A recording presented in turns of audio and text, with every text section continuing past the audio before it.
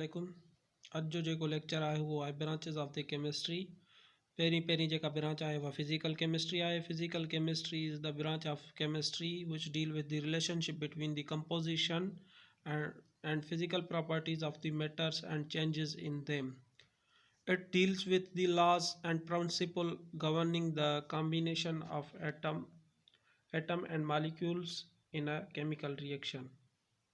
यानी कि जेका असां वटि फिज़िकल केमिस्ट्री आहे उहा रिलेशनशिप ॿुधाए थी मैटर जी माना उनजी फिज़िकल प्रॉपर्टी जी ऐं उनजी कंपोज़िशन जी ऐं उनमें जेके चेंजिस अचनि थियूं उनजे बारे में फिज़िकल केमिस्ट्री ॿुधाए थी। ऐं उनखां बाद में उनजी जेका माना फिज़िकल केमिस्ट्री जेके लॉज आहिनि या जेके प्रिंसिपल आहिनि जेके माना एटम ऐं मॉलिक्यूल्स जी कॉम्बिनेशन जे जा जेके आहिनि केमिकल रिएक्शन में उन्हनि ते स्टडी करे थी। उनखां बाद में आहे ऑर्गेनिक केमिस्ट्री। ऑर्गेनिक केमिस्ट्री जेका आहे उहा ब्रांच आहे केमिस्ट्री जी जेका डील करे थी हाइड्रोकार्बन्स ऐं उन जा जेके डेरिवेटिव्स आहिनि उन्हनि सां। ऐं ऑर्गेनिक केमिस्ट्री जेका आहे उहा स्टडी माना कंदी आहे study of structure properties composition यानी कि उनजी जेका स्ट्रक्चर आहे उनजी प्रॉपर्टीज़ आहे ऐं रिएक्शंस जेके रिएक्शंस थियनि था and the preparation of the carbon containing जेके कार्बन खे कंटेन कनि था कार्बन कंटेनिंग कंपाउंड्स आहिनि उन्हनि जी माना स्टडी कंदी आहे। ऐं इंक्लूड विच इंक्लूड माना उनमें जेके इंक्लूड हूंदा आहिनि हाइड्रोकार्बन्स। मोस्टली जेका ऑर्गेनिक केमिस्ट्री स्टडी कंदी आहे उहा हाइड्रोकार्बन ते स्टडी कंदी आहे ऐं एक्सपेक्ट यानी कि ऑक्साइड्स खे छॾे करे कार्बोनेट्स खे छॾे करे ऐं बाइकार्बोनेट्स या साइनाइड्स खे छॾे करे the gasoline plastic detergents dyes food additives and natural gas and medicinal are study in the organic chemistry. यानी कि ऑर्गेनिक केमिस्ट्री जी जेका स्टडी थींदी आहे gasoline plastic detergents dyes food या फूड एडिटिव नेचुरल गैस जेका ऐं उन खां बाद में मेडिसन्स यानी कि असांजूं जेके दवाऊं वग़ैरह आहिनि उन्हनि में यूज़ थींदी आहे। डिटर्जेंट्स जेके असांजे सर्फ वग़ैरह आहिनि प्लास्टिक जेको ही असां यूज़ कंदा आहियूं उन में ठीकु आहे ऐं फूड एडिटिव या उन में बि यूज़ थींदी आहे। हाणे उन खां बाद में आहे इनऑर्गेनिक केमिस्ट्री। इनऑर्गेनिक केमिस्ट्री जेका इनऑर्गेनिक केमिस्ट्री यानी कि ब्रांच आहे केमिस्ट्री जी जेका डील करे थी स्टडी ऑफ ऑल एलिमेंट्स सभिनी एलिमेंट्स जी स्टडी करे थी इनऑर्गेनिक केमिस्ट्री। पर माना देयर कंपाउंड्स जेके माना उनजा कंपाउंड्स आहिनि उन्हनि जी स्टडी करे थी ऐं या छॾे करे माना हाइड्रोकार्बन्स जेके आहिनि हाइड्रोकार्बन्स जी तव्हां असां पढ़ी आयासीं पोइ हिते स्टडी हू करे थी। ऑर्गेनिक केमिस्ट्री ऐं इनऑर्गेनिक केमिस्ट्री जेका आहे हाइड्रोकार्बन खे छॾे करे बाक़ी जेके बि एलिमेंट्स आहिनि या जेके बि उन जा कंपाउंड्स आहिनि उन्हनि जी स्टडी कंदी आहे। These compounds are generally obtained by non living organisms यानी जेके बि इहे कंपाउंड्स असांखे मिलंदा आहिनि उहे नॉन लिविंग ऑर्गेनिज़म मां मिलंदा आहिनि। लिविंग ऑर्गेनिज़म मां इन्हनि जा कंपाउंड्स न मिलंदा आहिनि ठीकु आहे। It is applicable all areas of chemical industries यानी ही जेका इनऑर्गेनिक केमिस्ट्री आहे असांजी उहा एप्लीकेबल आहे ऑल एरियाज़ जेके माना इन केमिकल इंडस्ट्रीज़ जा जेके बि एरियाज़ आहिनि उन्हनि खे माना उन्हनि जे लाइ एप्लीकेबल आहे। सच एज़ जीअं त असां वटि गिलास आहे गिलास में जेके माना मटीरियल यूज़ थिए थो सैंड यूज़ थिए थी या जेके शयूं इन में यूज़ थियनि थियूं उहे इन में इनऑर्गेनिक जूं आहिनि ठीकु आहे। ऐं उनखां बाद में आहे असां वटि सीमेंट फैक्ट्री में जेको माना मैन्युफैक्चर जीअं सीमेंट थिए थो उनमें जेके बि इंग्रीडियंट्स यूज़ थियनि था उहे जेके बि आहिनि उहे इनऑर्गेनिक केमिस्ट्री जा हूंदा आहिनि। ऐं सेरामिक्स जेके बि आहिनि उहे बि त ॾिसंदो तव्हां मटी यूज़ थिए थी या सेरामिक जा जेके बर्तन वग़ैरह ठहनि था उन्हनि में इनऑर्गेनिक जो मटीरियल यूज़ थिए थो। ऐं मेटालॉजी ठीकु आहे। उनखां बाद में जेका आहे बायोकेमिस्ट्री।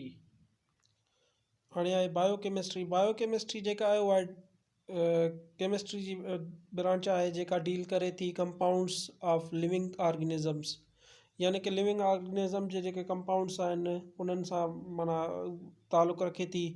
प्लांट्स आहिनि animals their metabolism and synthesis in the living body such as carbohydrates proteins and fats। यानी कि प्लांट्स ऐं एनिमल जेके आहिनि उन्हनि जे मेटाबॉलिज़म या उनजी जेका सिंथेसिस थिए थी उन इन द लिविंग बॉडी माना उनजी लिविंग बॉडी में जेका थिए थी सच एज़ जेका माना उहा आहे कार्बोहाइड्रेट्स आहे, प्रोटीन आहे या फैट आहे। बायोकेमिस्ट्री जेका आहे हेल्प करे थी, help us to understand how living things obtained energy from food. माना बायोकेमिस्ट्री जे थ्रू असांखे ख़बर पए थी त असां कीअं एनर्जी ऑब्टेन्ड कयूं था फूड मां। जीअं पोयां असां पढ़ियासीं त कार्बोहाइड्रेट्स आहे या प्रोटीन आहे या फूड आहे फैट आहे उन जे माना बारे में it tell that how disordered or deficiency of these biomolecule causes by disease। हाणे इहो वरी असांखे इहा ॿुधाए थी त कीअं डिसऑर्डर्ड थियनि थियूं यानी जी जेका डिफिशंसी आहे बायोमॉलिक्यूलर काज़िस ऑफ डिज़ीज़ जेके बीमारियूं थियनि थियूं। दिस ब्रांच इज़ यूज़्ड माना ही जेका ब्रांच आहे यूज़फुल इन द मेडिसन्स यानी कि दवाऊं वग़ैरह जेके असां जूं तयारु थियनि थियूं या फार्मा में जेका इन जो यूज़ेज आहे। Agriculture and food science, agriculture यानी कि ज़राअत ऐं जेको फूड साइंस आहे उन में बि हिन जो रोल आहे। इंडस्ट्रियल केमिस्ट्री जीअं त वरी साॻी ॻाल्हि आहे। Industrial chemistry is the branch of science deal with the chemical process involve in the chemical industry. जेके माना केमिकल इंडस्ट्रीज़ में प्रोसेस थियनि थियूं उन जे बारे में माना इहा स्टडी कंदी आहे। या के शयूं ठहनि थियूं या कोई सिंथेसाइज़ प्रोडक्ट ठहे थी या फर्टिलाइज़र्स यानी कि जेके भाण मसनूई भाण ठहनि था या गिलास ठहे थो, सीमेंट ठहे थो, मेडिसन्स इंडस्ट्रीज़ हूंदियूं आहिनि यानी उन्हनि में असांजी इंडस्ट्रियल केमिस्ट्री जो यूज़ेज हूंदो आहे। ऐं उन खां बाद में आहे न्यूक्लियर केमिस्ट्री। न्यूक्लियर केमिस्ट्री जेका आहे उहा ब्रांच आहे केमिस्ट्री जी जेका डील करे थी रेडियो एक्टिविटी सां। रेडियो एक्टिविटी जेका आहे माना उन सां डील करे थी। न्यूक्लियर प्रोसेस एंड प्रॉपर्टीज़ इन यानी न्यूक्लियर प्रोसेस जेको आहे ऐं उन जी जेका प्रॉपर्टीज़ आहे उन सां करे थी माना डील करे थी।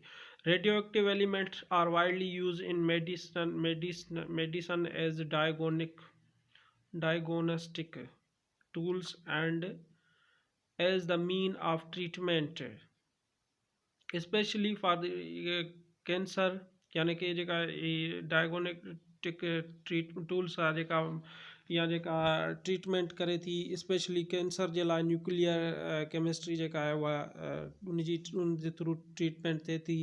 ऐं प्रिवेंशन ऑफ दी फूड जी जेका प्रिवेंशन थिए थी उन जे through and generation of electric power यानी कि इलेक्ट्रिक पावर जेको आहे उन जी जनरेशन जे थ्रू बि न्यूक्लियर पावर रिएक्शन करे थो। इन्वायरमेंटल केमिस्ट्री जेका आहे उहा ब्रांच आहे केमिस्ट्री जी जेका डील करे थी इंटरेक्शन ऑफ केमिकल मटीरियल यानी कि केमिकल मटीरियल जेको आहे उन सां इंटरेक्शन करे थी and their effect on the environment of animals and plants यानी कि एनिमल ऐं प्लांट ते जेके बि इन्वायरमेंटल इफेक्ट थियनि था उन्हनि सां ई वास्तो रखे थी। ऐं उनखां बाद personal Huygens pollution health hazards and are the important areas of the environmental chemistry यानी कि पर्सनल सेहत यानी या पॉल्यूशन जेका आहे गदलाण उन जे बारे में या हेल्थ हज़ार्ड्स या इम्पॉर्टेंट एरिया जेके आहिनि उन्हनि खे इन्हनि ते स्टडी करे थी environmental chemistry.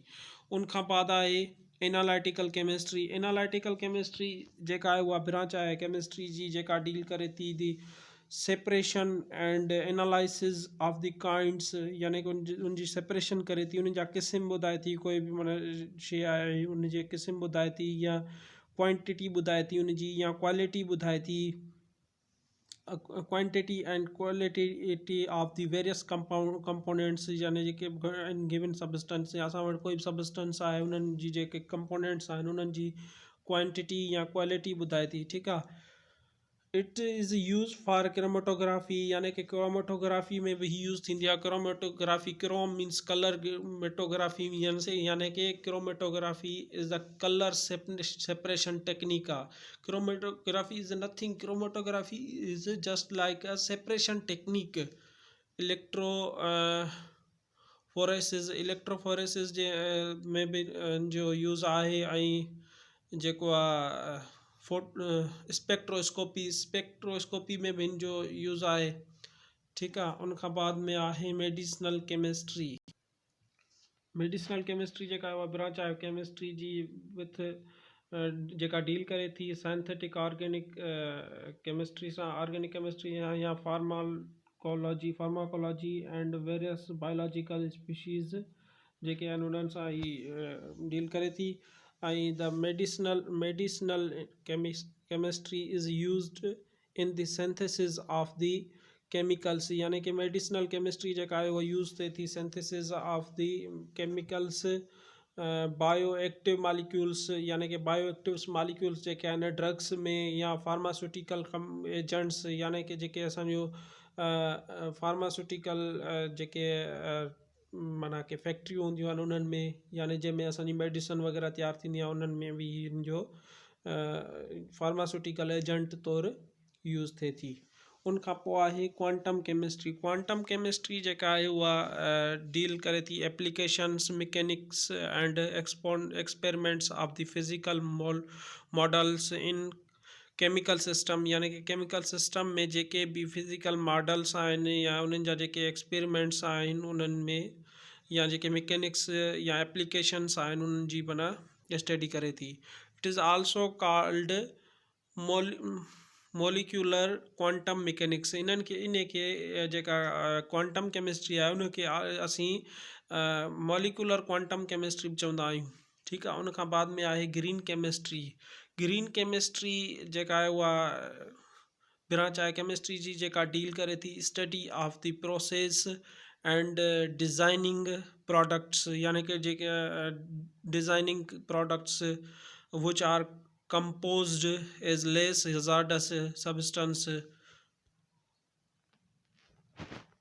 which are composed of the less hazardous substance, यानी कि जेके घटि ख़तरनाक सब्सटेंस हूंदा आहिनि उन्हनि में कंपोज थियल हूंदी आहे। It is also known as sustainable chemistry, यानी कि सस्टेनेबल केमिस्ट्री चयो वेंदो आहे। सफ़र केमिकल्स पॉलीफिनाइल सल्फोन, यानी कि जेके आहिनि उहे हिन में यूज़ थींदा आहिनि, ऐं लेस हज़ार्डस केमिकल पॉलीकार्बन्स ऐं safer solvent are the example of the green chemistry, इहे जेके आहिनि ग्रीन केमिस्ट्री जा एग्जाम्पल आहिनि। The main purpose of this branch is use to waste material efficiently, यानी कि जेके वेस्ट मटीरियल आहिनि उन्हनि जेको इन ब्रांच जो जेको मेन पर्पज़ आहे वेस्ट मटीरियल जेके आहिनि उन्हनि खे efficiently and improvement of the energy efficiency in the chemical industry, यानी कि केमिकल इंडस्ट्री में जेका इम्प्रूवमेंट आहे एनर्जी जी उन जे बारे में हिते ही ब्रांच ॿुधाए थी।